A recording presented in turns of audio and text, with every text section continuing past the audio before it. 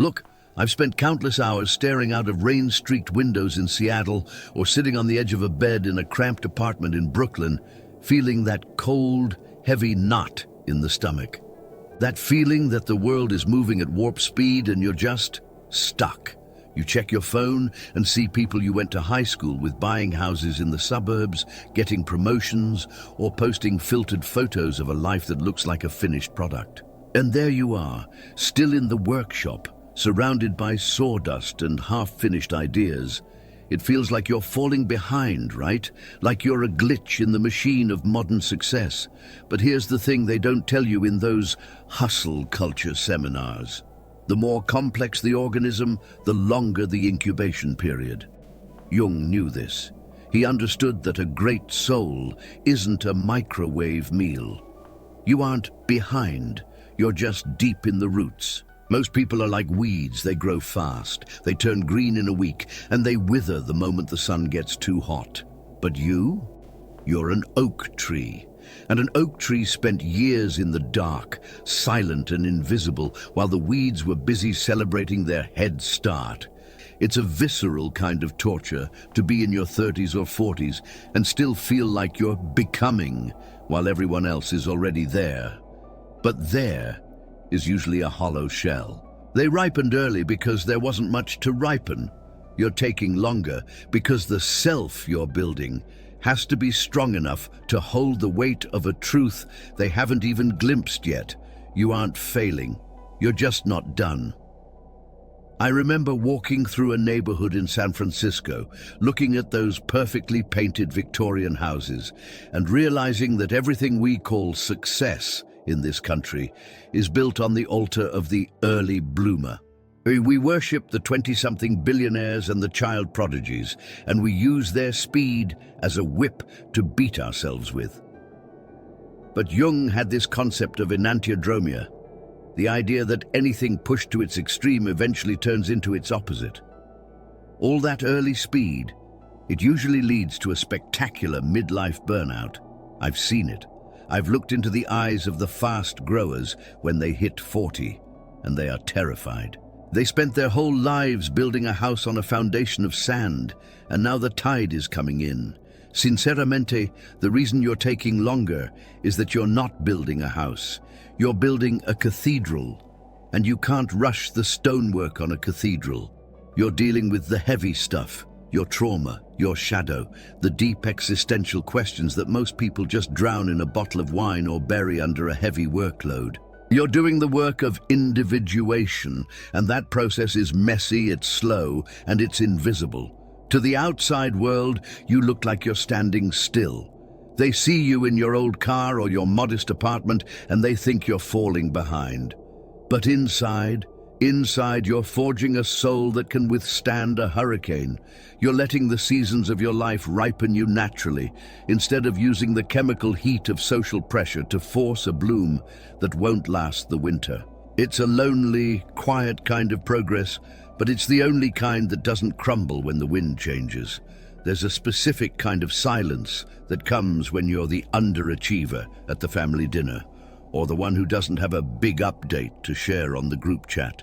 It's a cold, isolating silence, but if you look at it through Jung's lens, that silence is actually a sacred space. Most people are so busy doing that they never have time to be. They are terrified of a gap in their resume because they think their value is tied to their output. But you're learning the art of the long game. I've seen people who ripened at 25 and spent the next 50 years just repeating the same tired patterns, terrified of change. They became caricatures of their own early success. Sinceramente, the tragedy isn't taking a long time to find your path. The tragedy is finding a path that's too small for your soul and staying on it because it was easy to get to. You're taking the long way around because there's more to see. You're gathering experiences, heartbreaks, and insights that the fast trackers skipped over. When you finally do arrive, and you will, you'll have a depth of character that can't be bought or faked. You won't just have a career, you'll have a presence. You're like a fine wine in a world obsessed with energy drinks. One is designed to give you a quick, shaky buzz that ends in a crash. The other is designed to get better, richer, and more complex the longer it sits in the dark. Don't let the ticking of someone else's clock make you think you're losing the race.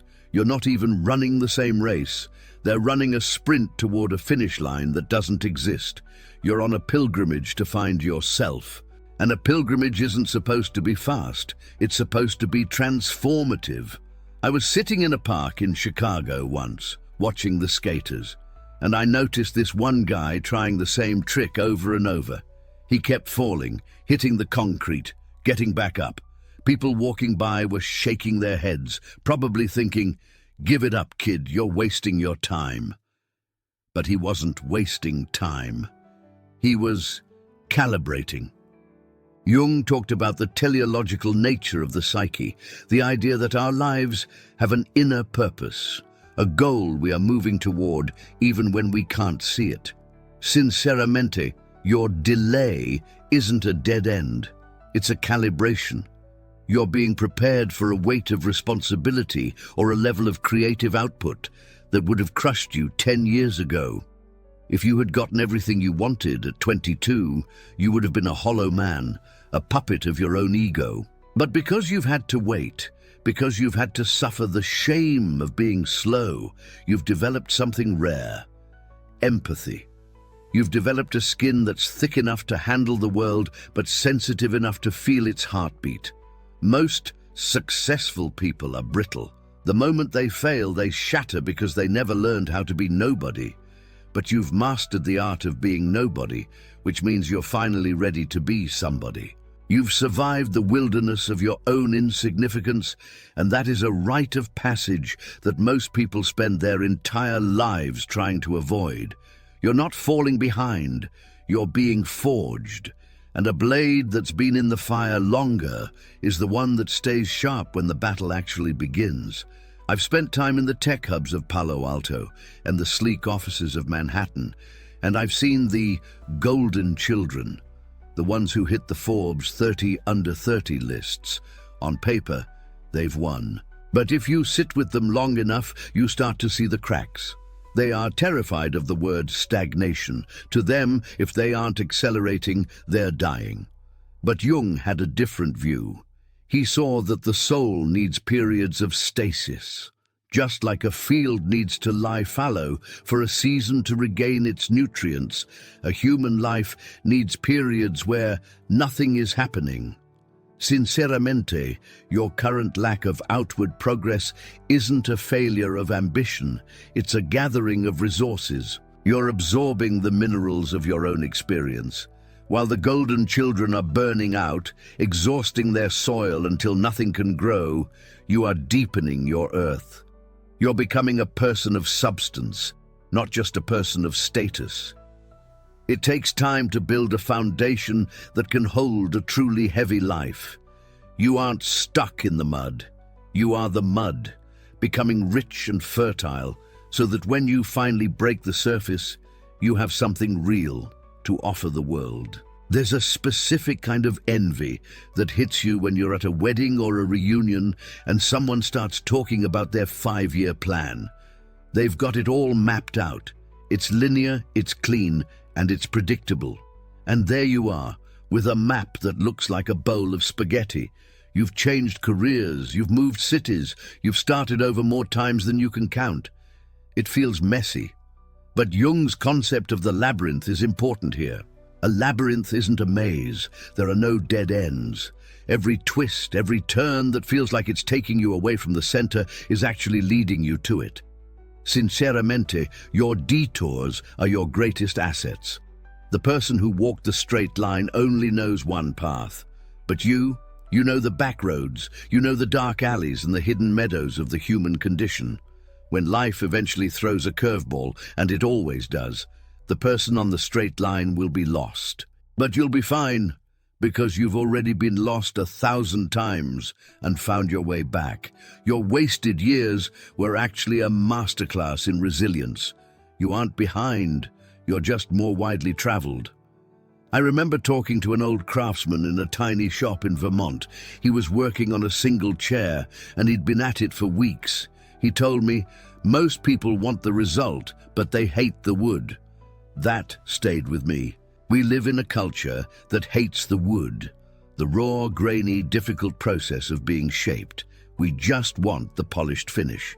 Jung talked about the opus, the great work of a lifetime. The opus isn't something you finish at 25 so you can retire. It's a slow-burn alchemical process. It requires heat, pressure, and most importantly, time. Sinceramente, you're being cured like high-quality timber. If they used you too early, you'd warp and crack under the pressure of real responsibility. You're being dried out, seasoned by disappointment and tempered by patience. This waiting room you feel like you're in, it's actually the kiln. You're being hardened so that when you finally step into your purpose, you won't bend, you won't break. You'll be the only thing in the room that's actually solid. Have you ever noticed how the most interesting people you know are the ones who didn't figure it out until much later? The ones with the scars and the weird stories. There's a reason for that. Jung believed that the ego has to be defeated for the self to emerge. And usually, it takes a long time for the ego to admit defeat. It takes a decade of falling behind to finally break that arrogant part of us that thinks we're in control. Sinceramente, your current failure is actually a victory over your own vanity. You're being stripped of the need to impress people you don't even like. You're losing the race so that you can finally stop running and start walking. When you stop comparing your timeline to theirs, you realize that the clock was always a lie. You're not late to the party. You're just arriving exactly when you're ready to actually enjoy it. The desperation is leaving you, and in its place, a quiet, immovable power is growing. You're becoming unfuckwithable because you've already survived the worst thing, the fear of being nothing. I was driving through the desert once, and I saw these ancient cacti that only bloom once every few years, sometimes only at night. They aren't behind the flowers in the valley that bloom every spring. They just operate on a different rhythm. Jung called this synchronicity, the idea that there is a right time for everything, a meaningful coincidence between our inner state and the outer world. Sinceramente, you aren't ready for your big break, because the version of you that could handle it is still being formed. You're like a high-end camera lens that takes longer to focus because it's capturing so much more light. If you snap the picture now, it would be a blur. You're waiting for the focus to lock. You're waiting for the internal and external to align. Don't curse the blur. The blur is where the depth comes from. You're learning to trust the timing of your own life, which is the ultimate form of spiritual maturity. You're letting go of the shoulds and embracing the is. So let them have their head starts, let them have their early trophies and their frantic 5-year plans. Your path is different. You are a late bloomer. And in nature, the things that bloom last are often the most magnificent. Jung's ultimate goal was wholeness, not perfection. And wholeness takes a lifetime.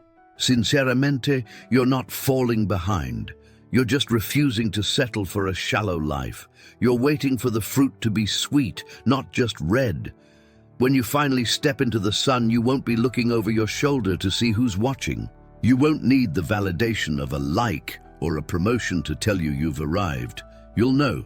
You'll have the weight of your own history, the strength of your own roots, and the peace of someone who took the long way home and saw everything there was to see. Stay in the fire. Keep ripening. You aren't late. You're just getting ready to show the world what a great soul actually looks like. And believe me, it's worth the wait.